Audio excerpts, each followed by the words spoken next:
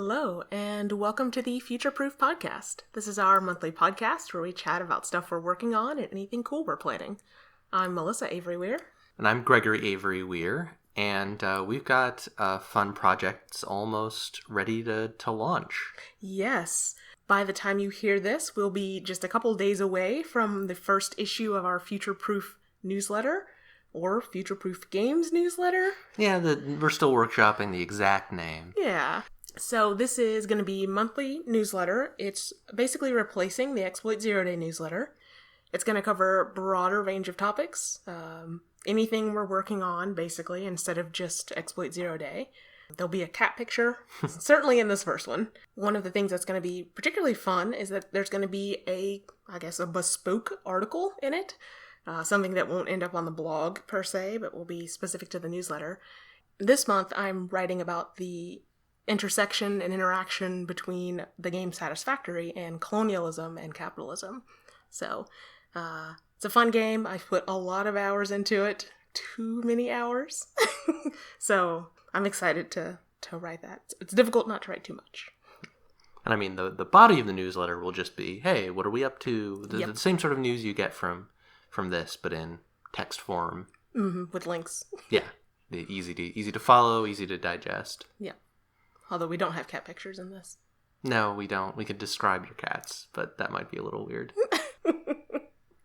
So, speaking of current work efforts, we are working on an update to Majesty of Colors. Yeah, the Majesty of Colors was released a little over 2 years ago, and we've been hard at work on our anniversary release. I think we've talked about it a couple times on podcasts. We're real close now. We're hoping to maybe end of the month. Yeah. That'd be that. As long as nothing goes wrong, we should be able to pull that off. And some good features in it. There have been a few things that are sort of usability, quality of life fixes. Mm-hmm. A few things that we've kind of had to delve into the animation system of Unity, and we've kind of come out being like, how did this ever work? Was this whenever you're doing programming and stuff like that, there are always those times where you're like, I know this was working, but it must have just been the result of tweaks and stuff where we're like, okay, it works, don't touch it. Right. And some of what we've been doing has involved pulling stuff out and being like, okay, no, let's make sure this is working because we designed it well and not just because we hit a lucky sweet spot on it. But we're feeling good about the new features, both a few little additions to how you play, but mostly stuff like you can make text stay on screen longer if that's something that you need to get a full experience out of the game or just prefer. Or you can skip text. Yeah. So if you're on your 20th time through, you can say, no, I don't need to hear that. I don't need to read that again. Mm-hmm. So, yeah. Yeah, it's been fun. Unity's animation system is not my best friend.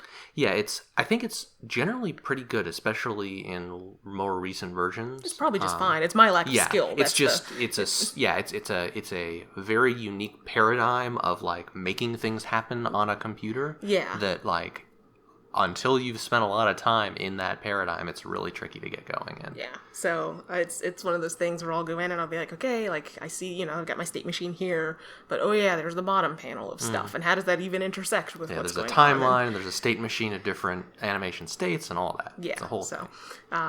It's been fun and frustrating. I spent probably way more time than needed to get some of those things done, but it's good to do, and getting to redesign some of that to be a little cleaner. It's tempting to be hey, we're only going to do, let's say 3 more notable updates for Majesty of Colors. We don't need to gut this part of the game. Yeah. Except that what if the next time we go in there, then we're like, oh, well, now it's in -1 times. We surely don't need to update it now, but it still takes 2 more hours than it should or whatever. So it's good to get some of that stuff cleaned up. Yeah, keeping our workspace clean. Yeah. So another thing that you've been becoming an expert on is our taxes and accounting. Yes. So I know last year our episode that fell in March featured me geeking about taxes. I will shorten that geekery this year. It was much simpler, except that so in October or November, I discovered that I had been doing accounting wrong. as one does. So I reworked everything for 2019 relatively late in the year. And this isn't like changing the numbers, right? It's just like No, this is like correcting where things are written down in the accounts. Yeah, this is sort of understanding better how cash basis accounting works, not anything sketch. So I'm getting much better at this. I'm also getting better at like keeping up on it. So even if I maybe don't do accounting for a whole month or something like that, like I can get caught up pretty quickly, which meant that I was able to close the books out by mid-January and kind of be like, haha. Taxes were pretty simple, as always. I mean, it's the kind of thing where you wish they were more complicated. Yeah, if we were making more money, right, then they'd be more complicated. But that's okay. So I'm glad it's done. Very smooth, only a couple questions back and forth with the accountant, trying to figure out how I should classify things or whatever.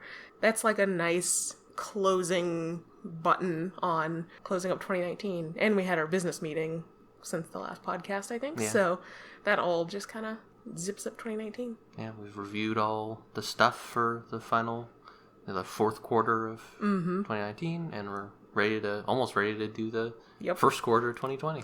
Exciting.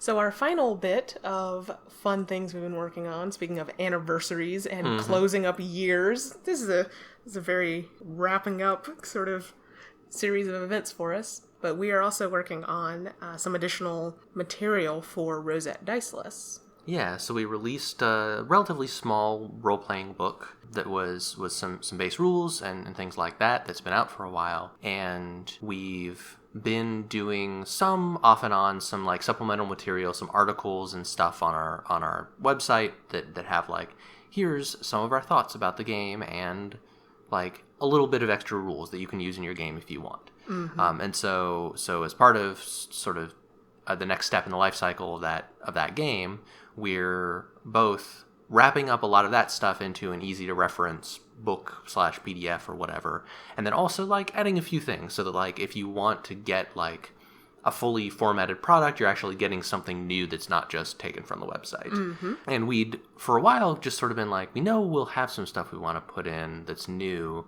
but we're not quite sure what it'll be. Yeah. But recently that stuff has been solidifying, in part in thanks to new players that have joined our home game where we play it ourselves every couple weeks. And so like things like we're going to have a trait for characters that what are we calling it? Disembodied? I think disembodied, yeah. And it's like what do you do if you want to play an AI or a ghost or like, you know, some person or entity that doesn't really have this physical form or maybe their physical form is unimportant. They're like, they do psychic projection or something. Right. And I love that Rosette Diceless can kind of support that relatively simply. Yeah. It seems like we're going to add one, I think, superlative. I forget if it's a superlative I think it's just a positive trait. Okay. I don't think it's even as big as like, you can do magic. Right. I think it's just like, yeah, you don't have a body, but people can threaten some infrastructure or some circumstance that kind of excludes you from an area. Right. So that, you know, for an AI of a spaceship, that might be like destroying the cameras. Right. For a ghost, that might be like putting salt in the doorway or something like that. And yeah, just some little things like that are like, here's kind of these cool things you can do with characters that are very well supported by the very story-focused, loose rules of Rosette Diceless. And even though our home game is science fiction, the stuff we're coming up with certainly fits non-sci-fi. So like Disembodied, like you mentioned, ghosts, which could be whatever. But for the rules, it's there's and we like adding rules in that are like, this works the same way regardless of what sort of setting you're in. And so we've got some sci-fi specific stuff that's like owns a spaceship is a trait that's in there where it's like, yeah, that should probably be just in there for sci-fi folks. But yeah, we're looking forward to compiling all that together and getting out a tiny booklet. Yeah. That'll be extra stuff for folks who want more from Rosette Diceless. That's targeted for, it should be approximately end of July. because that's when Rosette came out. And so hopefully we'll have some time between, we will have time between Majesty of Colors' 2nd anniversary and that Rosette anniversary. So got a couple of other things we might do in that interim. We want to keep working on Exploit Zero Day, keep working on...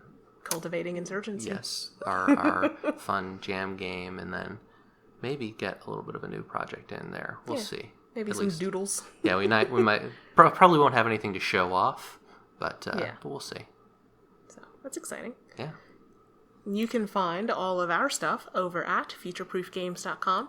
We're over on Twitter at playfutureproof. You can hit us up with questions or comments over on our blog or social media. You should definitely join our newsletter. If you go to futureproofgames.com, there's links everywhere. Yeah. I put links everywhere. Or in the show notes, there will be links. Yes. Our theme music is Juparo by Broke for Free, which is used with permission.